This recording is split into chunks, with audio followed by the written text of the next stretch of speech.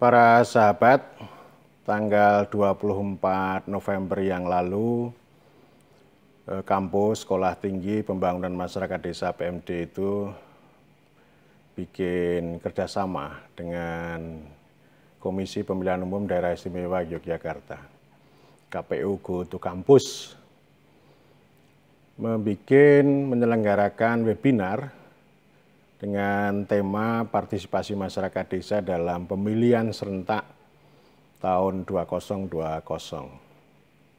Saya memperoleh kehormatan memberikan keynote speech. Padahal saya sudah lama juga tidak menaruh perhatian pada politik elektoral atau pemilihan umum, pemilihan presiden maupun juga pemilihan kepala daerah. Selama 20 tahun terakhir saya sudah mulai meninggalkan, bukan berarti meninggalkan total ya. Jadi maksud saya sudah tidak menaruh perhatian secara khusus terhadap politik elektoral. Meskipun sebelum tahun 2000 itu saya pernah mengasuh mata kuliah Sistem Kepartian dan Pemilihan Umum Indonesia. Sebuah mata kuliah copy paste dari alma mater saya, jurusan ilmu pemerintahan di Sipol UGM. Pada tahun-tahun sekitar 2005-2006 itu sesekali saya terlibat berbicara pilkada. Saya pernah diskusi dengan Yayasan Harkat Bangsa tahun 2004, kemudian tahun 2006 program studi ilmu pemerintahan APMD itu menulis buku judulnya Demokrasi Lokal ala Pilkada. Saya menulis di chapter 1, judulnya Pilkada, Devolusi dan Demokrasi Lokal gitu. Tapi tulisan itu sekarang saya tertawakan ya, mungkin terlalu textbook ya, tulisan berapa tahun, 14 tahun yang lalu ya. Dan pada tahun itu, tahun 2007, IPD, Indonesian Power of Democracy, ada Gregorius Sadan, sering mengajak saya untuk keliling Nusantara, sosialisasi, diskusi tentang pilkada, tetapi saya menolak. Tapi di akhir tahun 2007, saya di fait accompli, kebetulan ketemu di Kendari. Saya diminta bicara secara singkat dan mau tidak mau saya juga berbicara.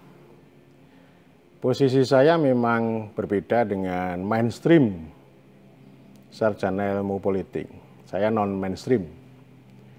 Biasanya kalau sarjana ilmu politik itu bicara tentang pemilihan umum, itu rating paling tinggi itu.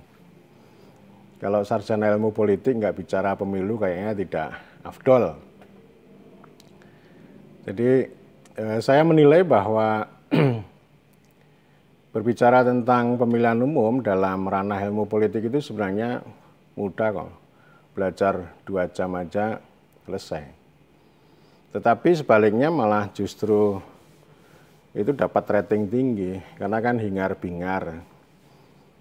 Bicara tentang kontestasi kekuasaan, kontestasi aktor, itu rating 1. Bukan berarti saya anti kekuasaan, tetapi maksud saya ini kan persoalan kedalaman ilmu tentang pemilihan umum itu kan ya begitu-begitu saja.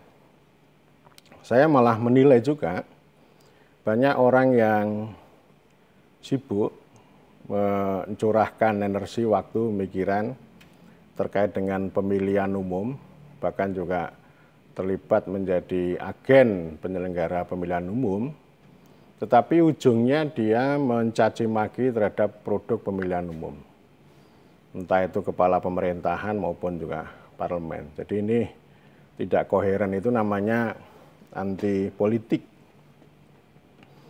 Pemilihan umumnya menjadi teknokratis, tapi produknya kan politik, sehingga tidak ketemu.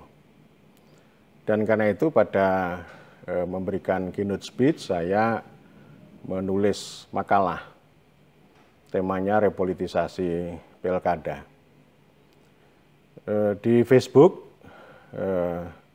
akun STPMD APMD sudah copy paste di taruh di halaman Facebook itu, dan kali ini saya akan berbicara tentang itu di channel Sutoro Eko ini.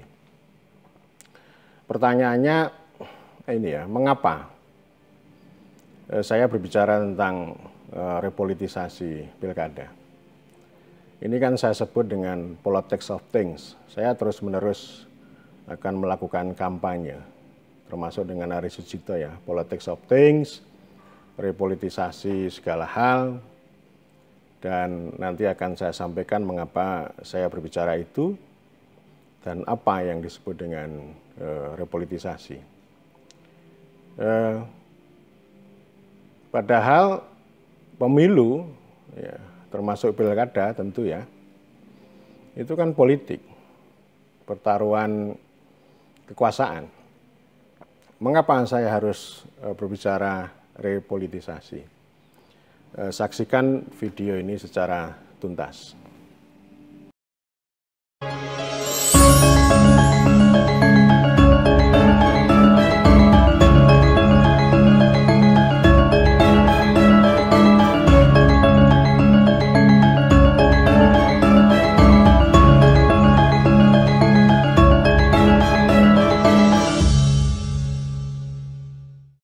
Saya buka ke PN juga ini ya, artikel yang kemarin saya tulis. Sisi pertama saya berbicara tentang idealisme politik proses elektoral. Menurut saya proses elektoral atau pemilihan, entah itu pemilihan umum, pemilihan legislatif maupun pilkada, saya sebut elektoral atau pemilihan gitu aja ya, itu sebenarnya bukan hanya sekedar metode demokratis seperti disampaikan oleh pencetus demokrasi prosedural, misalnya Joseph Schumpeter atau dilanjutkan oleh Ropedal. Tetapi saya ingin mengatakan bahwa pemilihan itu memiliki ontologi, metodologi atau epistemologi yang melampaui metode. Jadi bukan sekedar metode, election bukan sekedar metode, tetapi kalau voting itu metode pengambilan keputusan. Pemilihan merupakan arena perebutan kekuasaan secara damai, beradab, absah, dan konstitusional, sekaligus sebagai arena politik representasi bagi rakyat atau persetujuan rakyat untuk membentuk pemerintah yang melampaui pembentukan kepemimpinan. Ini poin yang mau saya sampaikan di sana. People consent, persetujuan rakyat membentuk pemerintah, itu argumen saya. Jadi artinya bukan hanya sekedar memilih pemimpin yang akan memimpin rakyat, tetapi membentuk institusi bernama pemerintah. Bagaimanapun rakyat dan pemerintah itu merupakan dua konsep politik yang dahsyat. Masyarakat Nusantara secara historis sosiologis itu tidak memiliki subjek sejenis rakyat, melainkan memiliki subjek bernama hamba. Orang Jawa menyebut kawula. Meskipun masyarakat Jawa mengenal kebajikan manunggaling kawula Gusti dan kepemimpinan ambek para marta, ambek para marto, ini adil. Ada ajaran Hasta Brata itu, pemimpin seperti langit yang melindungi, seperti laut yang bisa menampung semuanya, bumi dan sebagainya ya, 8 penjuru. Jadi luar biasa pemimpin itu kalau dikonstruksi secara positif gitu. Tetapi hamba itu bukanlah subjek yang merdeka, melainkan menjadi milik raja. Hamba itu, kawula itu milik raja. Kebaikan dan keadilan untuk hamba sangat tergantung pada benevolensi, budiman ya. Jadi raja yang budiman. Apakah dia ambek para marta atau lalim? Jadi ambek para marta itu sama dengan alim, lawannya itu lalim atau despotik. Ketika raja alim, maka meminjam frasa Albert Hirschman, dia menulis buku tentang Exit, Voice, and Loyalty tahun 70. Hamba itu akan loyal kepada raja. Dan ketika raja lalim, maka entitas desa beserta rakyat itu akan, beserta kawula itu akan melakukan voice melalui topo PP berjemur tanpa spanduk di alun-alun keraton.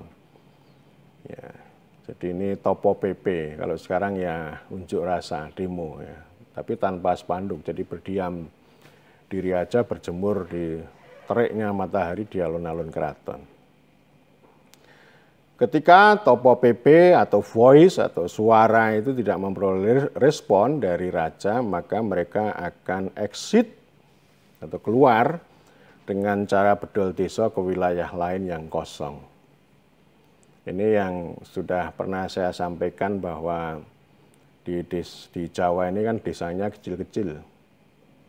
Ya, itu sejarahnya karena bedol desa ya, karena menghadapi kelaliman raja itu.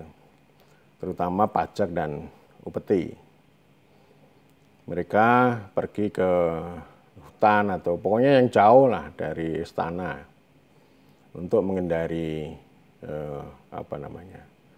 kelaliman ya, pajak maupun upeti yang menghisap. Jadi ini bedol desa membentuk tempat atau desa baru yang di lahan yang kosong. Dan karena itu pengalaman voice atau topo PP ini mengilhami Bung Hatta.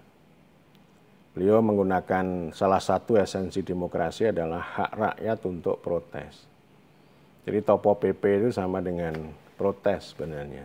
Nah, itu sudah ada tradisi seperti itu ya, atau bahasa lainnya negosiasi. Kalau direspon dengan baik ya bisa mengubah keadaan, tetapi kalau tidak direspon ya dijawab dengan bedol desa atau exit. Indonesia mengenal konsep rakyat itu sejak perjuangan menuju merdeka dan dekolonisasi 1945. Rakyat itu adalah serapan dari bahasa Arab, ro'iyatun, yang dibawa oleh para ulama bersamaan dengan konsep adil, daulah, dan musyawarah. Yang itu ada dalam Pancasila, itu dahsyat itu. Ya. Ini kata-kata ini atau keyword ini ya, itu bukan sekedar bahasa konvensional tetapi bahasa politik hasil perjuangan Nabi Muhammad. Jadi Nabi Muhammad itu dahsyat, artinya tidak hanya dakwah untuk kepentingan hablu minallah, tapi juga hablu minanas yang luar biasa. Inspirasinya dahsyat sekali. Dari sisi politik, perjuangan Nabi bisa kita baca dari buku Daron Acemoglu dan James Robinson. Bukunya berjudul The Narrow Corridor, setahun yang lalu.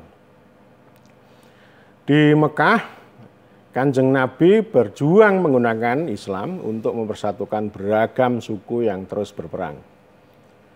Jahiliyah. Ya. Jadi jahiliyah itu punya makna ya, dalam kerangka hubungan manusia dengan Allah, dengan Tuhan. Di sisi lain juga hubungan antar manusia yang saling berperang. Karena itu di Mekah, Nabi berjuang membentuk kebangsaan yang melampaui kesukuan. Yang kemudian menjadi cikal bakal bagi bangsa Arab. Ya, jadi nation itu ya. Jadi tidak hanya sekedar suku. Di Madinah setelah hijrah, beliau berjuang membentuk pemerintahan rakyat yang memimpin dan memerintah Madinah atas dasar persetujuan rakyat atau people consent atau daulah royatun. Selain serapan dari bahasa Arab, konsep rakyat juga diserap oleh para pendiri Indonesia seperti Soekarno dari tradisi Amerika. Soekarno antara lain memperoleh ilham kedaulatan rakyat dari pemikiran Thomas Jefferson. Ya, ini pendiri Amerika atau presiden Amerika yang ketiga setelah George Washington dan John Adams. Dan juga memperoleh pengaruh ya dari Abraham Lincoln. Kalau gagasan Lincoln kan tersebar di seluruh penjuru dunia yang sangat terkenal ya. Demokrasi adalah pemerintahan dari rakyat, oleh rakyat, dan untuk rakyat.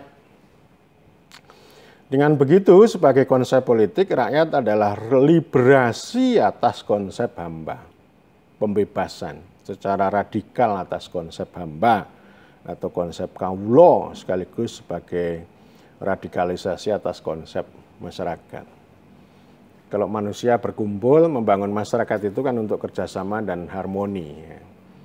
Tapi itu kolektivitas, bahkan juga bisa komunal. Tetapi kalau rakyat itu ya individu, dia berdaulat atas dirinya sendiri.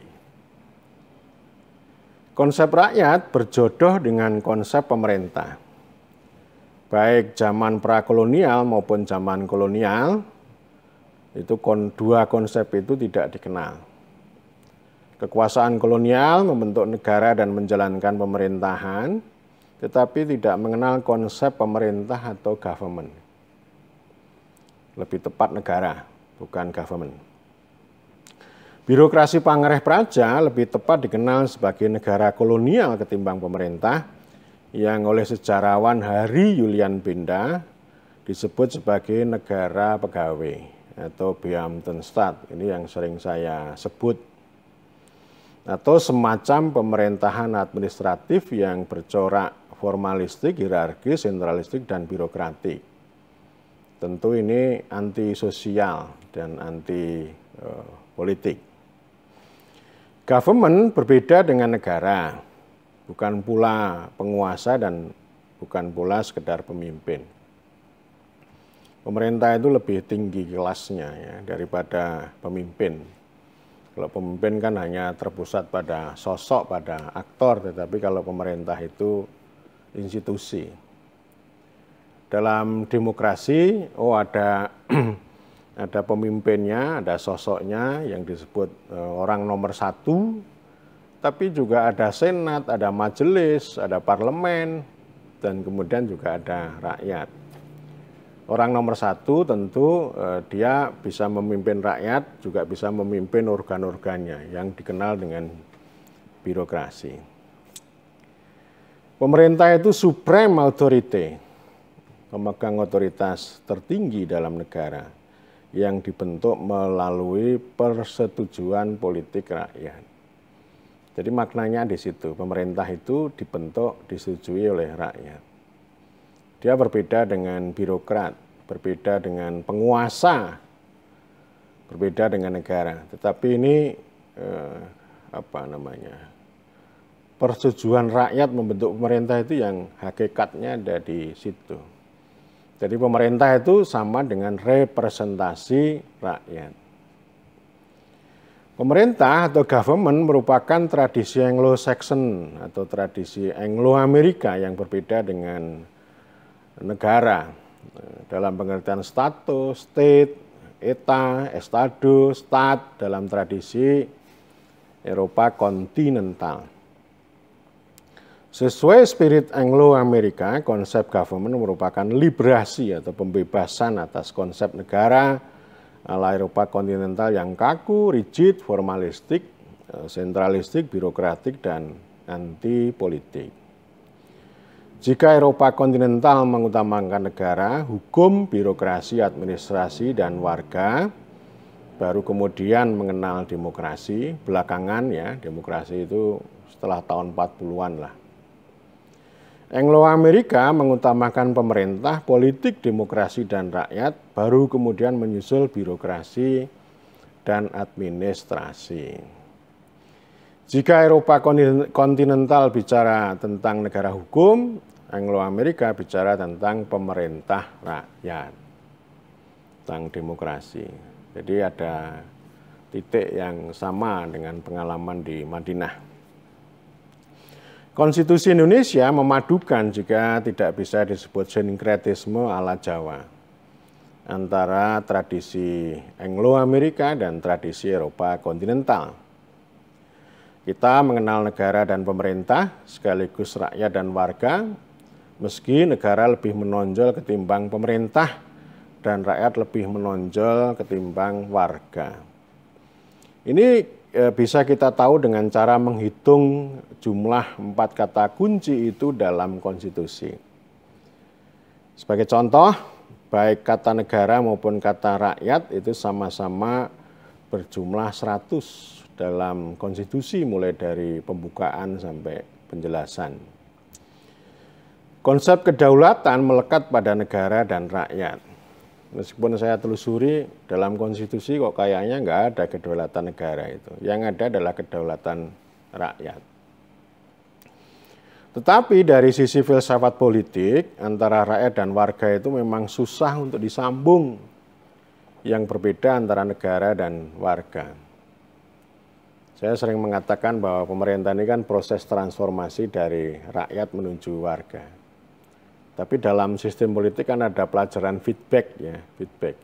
Nah dari warga ke rakyat ini yang ini menjadi tantangan bagi teori politik pemerintahan atau teori pemerintahan ya. Karena kalau warga itu kan prinsipnya memperoleh deliver, baik itu pengaturan maupun pelayanan. Ya. Dari sana kemudian menjadi umpan balik bagi input politik bagi rakyat. Pengalaman Eropa menunjukkan bahwa negara adalah milik warga, bukan milik rakyat. Negara bersifat sentralistik, birokratik, formalistik, administratif, koersif, dan represif untuk melindungi wilayah, tanah air, bangsa, dan warga. Begitu kata Max Weber maupun aturan formal dan fakta empiriknya ya. Jadi teori negara yang bercorak represif itu mengontrol wilayah beserta isinya ini konsepsi Max Weber berdasarkan pengalaman Eropa. Rakyat yang juga berdaulat memiliki kebebasan dan kemerdekaan. Seperti di Amerika, ya, kita di Indonesia, rakyatlah yang menyatakan kemerdekaan untuk negara Indonesia. Pemegang kedaulatan adalah rakyat. Negara berbentuk republik dan berdasar pada kedaulatan rakyat yang memiliki konstitusi untuk membentuk pemerintah. Ini di pembukaan maupun dalam batang tubuh begitu. Kita juga mengenal konsep negara hukum demokratis yang saya sudah bahas pada video-video sebelumnya.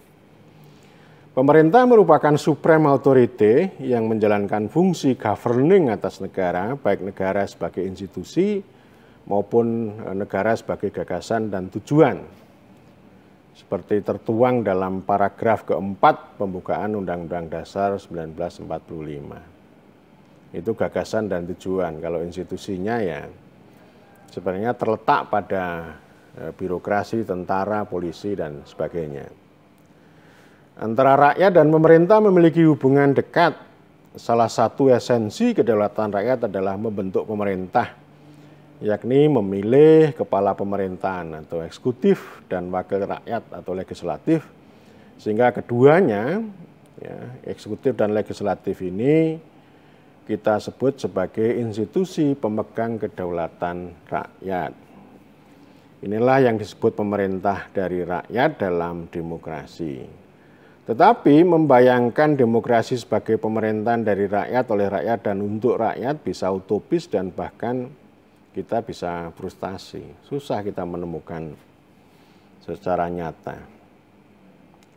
Biarkan frasa itu menjadi idealisme dan spirit.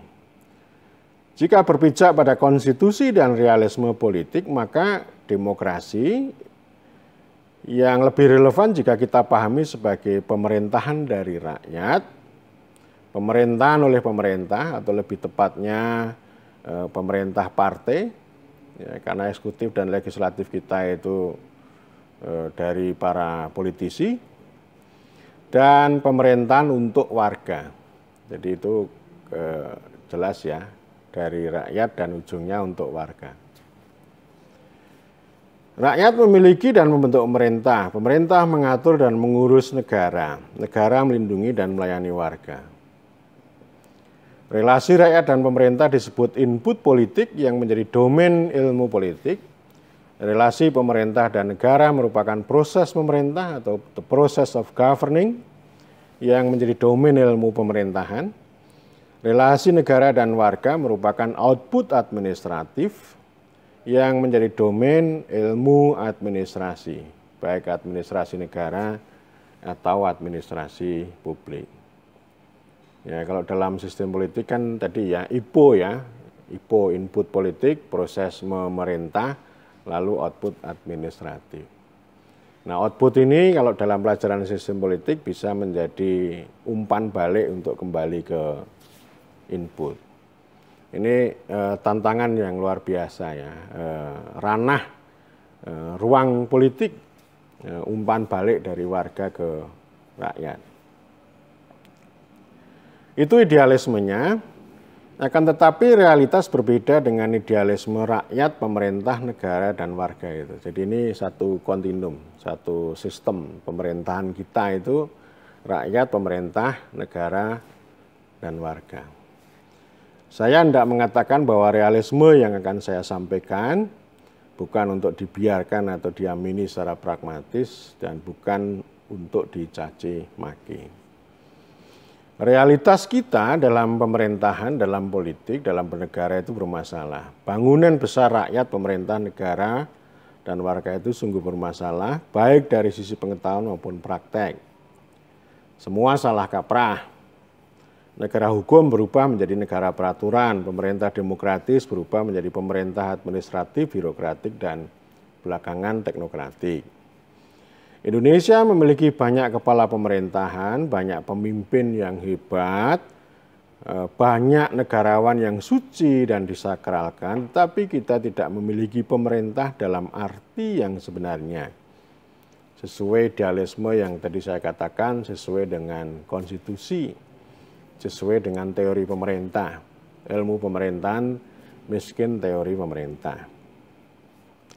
Orde Baru yang mewarisi kolonialisme membentuk negaranisasi pemerintahan atau pemerintahan birokratik. Jadi pemerintah itu tidak ada, yang memerintah adalah negara.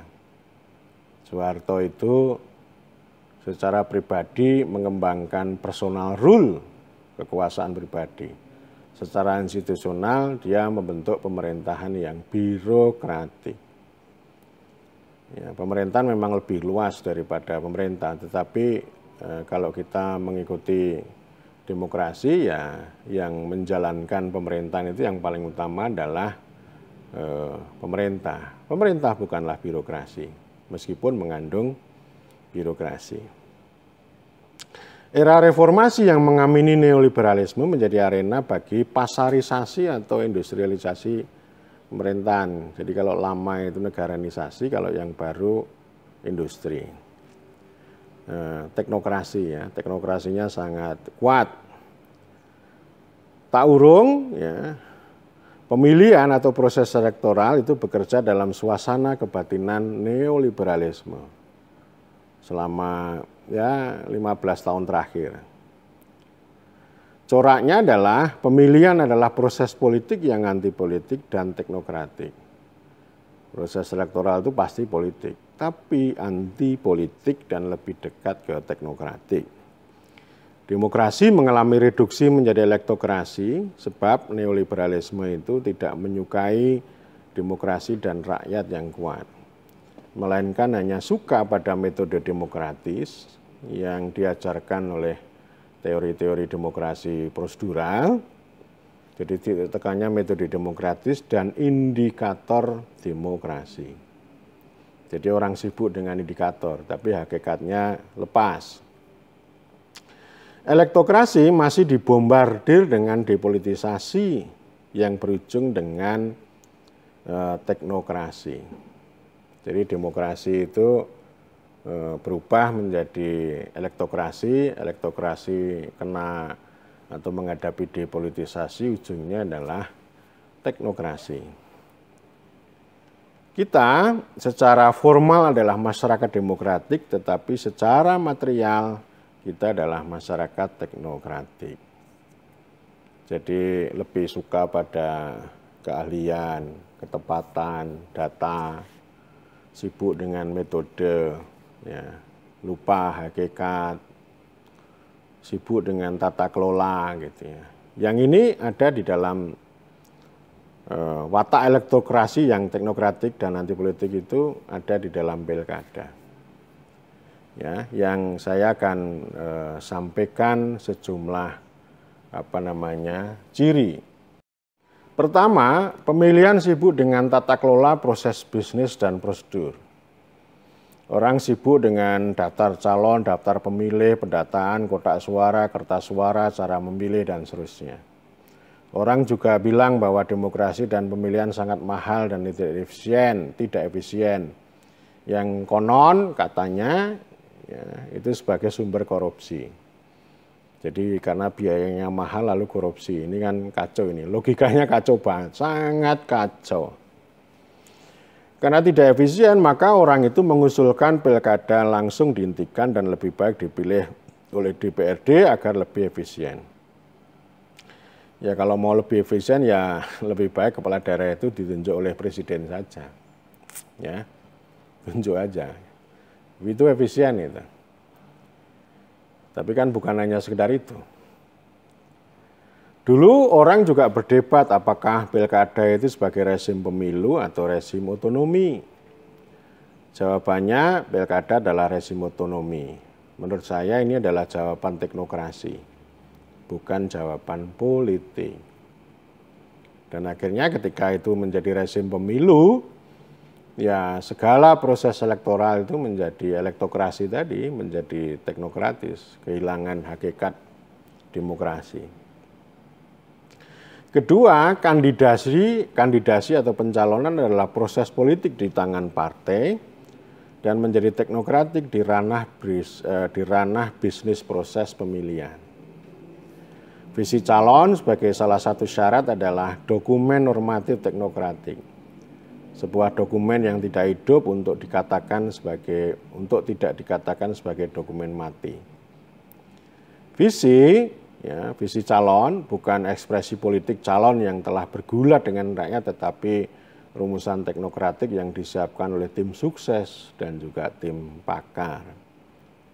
Karena yang lebih penting itu kan kontestasinya, jadi visi itu hanya syarat aja, ya, nggak bermakna. Sekali lagi, visi hanya menjadi syarat prosedural. Debat visi juga begitu-begitu saja. Pihak KPUD misalnya kecewa dengan debat normatif, tetapi karena aturan dan prosedur yang rigid yang disajikan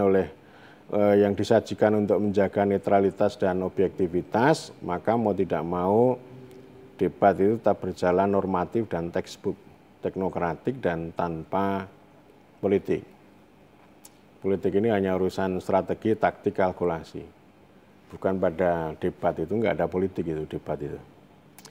Ketika calon sudah berjibaku dan mengumpulkan visi, maka Bapeda segera mencomot visi itu, sembari menyiapkan rancangan RPJMD teknokratik. Jadi kalau sekarang ini, ya, para calon udah bikin bertanding dengan visinya, birokrasi Bapeda udah menyiapkan RPJMD teknokratik, ya. Ketika kepala daerah terpilih resmi duduk menjadi kepala daerah, maka rancangan RPJMD karya Bapeda, RPJMD teknokratik itu sudah hampir matang. Kepala daerah itu hampir tidak sempat menjadi pemerintah. Bisa saja menjadi pemimpin, bisa juga menjadi penguasa. Tapi masih berat untuk menjadi pemerintah. Ya. Sebab semuanya sudah dilayani oleh birokrasi dengan beres. Semuanya dibereskan oleh birokrasi yang kerap saya sebut sebagai negaranisasi pemerintah. Jadi ya visi itu ya gitu-gitu saja ya. Karena itu saya sekarang ini agak agak alergi juga bicara tentang visi. Ketiga, diskursus netralitas, ya, netralitas birokrasi mengalami involusi. Ya ini normatif aja, aturan ya. Ini diskursus teknokratik yang anti politik. Sosok PNS, pegawai negeri sipil, disebut birokrasi dan kalau berada di kantor. Jadi mereka kan netralnya kan di kantor. Secara empirik di luar kantor negara banyak politisi banyak birokrat yang hadir sebagai sebagai politisi. Atau ada juga yang menjadi orang biasa saja, nggak ngomong macam-macam. Ya, yang penting hanya partisipasi aja. Hukum bisa mengadili atau bisa menghukum birokrat politisi yang ketangkap. Ya, karena ada birokrat politik di sini. Kalau ketahuan ya ditangkap. Itu. Tetapi tidak sedikit sosok birokrat tetap menjadi aktor politik yang berkontestasi dan memobilisasi pendukung. Ilmuwan politik menuding juga kepala desa ya, ini kepala desa kan sering jadi sorotan nih. Menjadi maklar suara dan politik uang melalui jalur patronase dan klientelisme. Ini contohnya Edward Aspinall ya, tahun 2017. Sedangkan aturan mengatakan kepala desa harus netral. Ya ini kan sudah klise banget ini. Studi dan omongan itu udah klise. Sebaliknya, saya bilang kepada kepala desa, gunakan pilkada sebagai kesempatan untuk negosiasi dengan kandidat ya, demi memperjuangkan kepentingan desa melalui cara menjadi mesin politik. Ini pakai siasat. Karena memang ya rakyat itu kadang-kadang nggak terima juga kalau kepala desanya berpolitik ya. Karena kan rakyat ini kan beda-beda pilihannya gitu. Tapi dengan cara netral gitu ya akhirnya kerugiannya macam-macam. Ada kepala desa yang diam-diam masuk dalam mesin politik dengan jaringan patronase. Tapi ada juga kepala desa yang berani untuk melakukan negosiasi dengan calon itu supaya kelak itu berpihak pada kepentingan desa. Dan tentu ini juga bisa dikomunikasikan ya dengan rakyat. Partisipasi ini yang keempat ya, partisipasi kehilangan hakikat. Ya, partisipasi tidak menyumbang repolitisasi terhadap kandidasi dan proses elektoral. Ia hanya menjadi partisipasi semu yang dimobilisasi sebagai syarat untuk memenuhi prosedur. Ya, turnout voting sebagai salah satu bentuk partisipasi merupakan tolok ukur sukses atau gagal pemilihan. Kalau turnoutnya tinggi maka pemilihan dianggap sukses. Dan jika turnout voting rendah maka pemilihan dikatakan gagal. Ini contoh saja ya. Tetapi yang mau saya katakan kan ini di mobilisasi, jadi nggak ada nuansa politik untuk artikulasi kepentingan negosiasi antara ini ya, kecuali yang politik uang. Saya kan tertarik dengan ungkapan seorang penambang pasir di kaki Merapi. Dia bilang bahwa kita menaikkan pasir aja dibayar kok, mosok menaikkan pejabat tidak dibayar. Nah ini kan kalau orang moralis kan bejat gitu. Tapi kalau saya itu negosiasi kok karena mereka itu kan tidak menikmati apa yang disebut dengan negara hadir gitu. Yang kelima, sebagai arena kontestasi kekuasaan, pemilihan selalu menghadirkan sikap moralisme politik dan malaikatisme. Moralisme, malaikatisme antara lain mencaci maki politik uang sebagai perbuatan pragmatis yang bejat atau amora, yang tadi sudah saya sebut. Ya, ini realisme politik yaitu negosiasi. Itu justru partisipasi itu.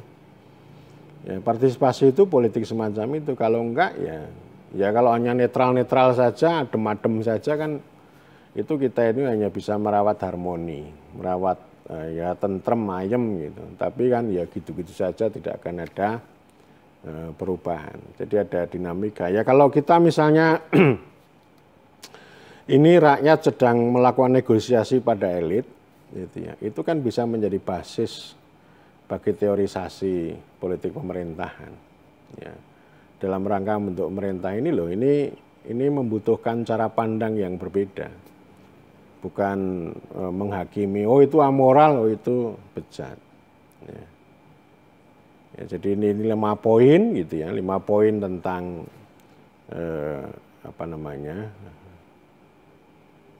realitas. Ya. Mungkin ada yang lain lagi ya, tema yang lain lagi. Tapi saya membatasi 5 poin ini ciri khas elektokrasi yang teknokratik.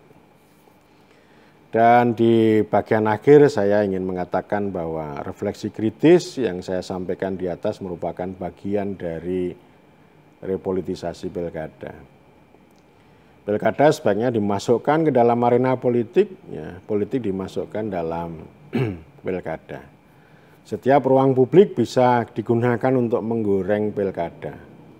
dibikin kaitan dengan isu-isu politik yang menjadi hajat hidup orang banyak, suasana kebatinan, denyut kehidupan rakyat, kepentingan rakyat dan desa, serta buah bibir orang banyak. Itu politik itu begitu ya. Buah bibir rakyat itu setiap hari ya. Misalnya ketika saya di Sukoharjo, buah bibirnya apa? Oh, pengangguran. Ya udah, pengangguran ini yang dipolitisasi. Debat juga ngomong pengangguran gitu. Kemudian para calon itu ditantang juga bagaimana mengatasi pengangguran gitu. Siapa yang nganggur gitu. Apa ya arenanya, pertanian kayak atau di industri atau di perdagangan misalnya. Baru kemudian bicara tentang bagaimana ya. Dan saya ingin mengatakan abaikan moralisme dan malaikatisme. Moral penting tapi jangan menjadi moralisme. Itu dua hal yang berbeda ya. Jadi moral itu kan itu kaitannya sama nilai, orang perlu nilai gitu. Tapi jangan sampai misalnya tadi dengan mudah menghakimi, oh Anda bejat gitu. Itu namanya moralisme itu. Partisipasi bukan sekedar memilih, bukan sekedar sebagai syarat untuk memenuhi prosedur, ya, melainkan sebagai representasi kepentingan orang banyak, antara lain melalui kontrak politik dan negosiasi. Tanpa politik dan repolitisasi, pilkada yang anti politik teknokratik itu hanya menjadi sebuah rutinitas yang rutin sebagai syarat untuk memenuhi aturan dan prosedur. Tidak membentuk pemerintah, tidak menghasilkan perubahan pemerintahan, tidak membangun kedaulatan rakyat, tidak menciptakan kewargaan yang lebih bermartabat. Yes, gitu-gitu saja ya. Dan orang itu kan lebih suka mempergunjingkan tiga politik. Politik identitas, politik dinasti, dan politik uang. Tapi politik rakyat, politik rakyatan itu kurang. Gitu. Ya, jadi orang itu mempolitisasi, goreng-menggoreng itu di ranah sini. Ranah posisi, jabatan, asal-usul gitu. Tetapi yang hajat hidup orang banyak itu, yang menjadi buah bibir itu kurang. Pengangguran kurang dibicarakan ya. Jadi ya itu sehingga saya mengatakan ini harus repolitisasi ya. Jadi ini waktu kurang pilkada kurang beberapa hari dan saya terus kampanye ya. Ya saya bukan siapa-siapa. Tapi saya kira ini bagian dari perjuangan ya yang terus-menerus kita lakukan, repolitisasi of things ya, politik of things. Saya kira demikian dan matur nuwun.